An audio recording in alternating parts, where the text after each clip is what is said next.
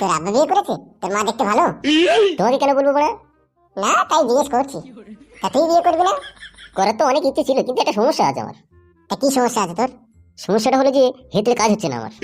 তাই নাকি? তা ডাক্তার দেখাস না? আর ডাক্তার দেখিয়েছিলাম তো, ডাক্তার বলে যে তুই ডলাডলি বেশি করেছিস। তা অত করারই বা কি দরকার ছিল তোর? কি আর করবো বড়া, রাত্রে ঘুমার সময় ভালো ভালো বৌদিদের পিছন দিকটা মনে পড়তো, দিয়ে ডলে দিতাম।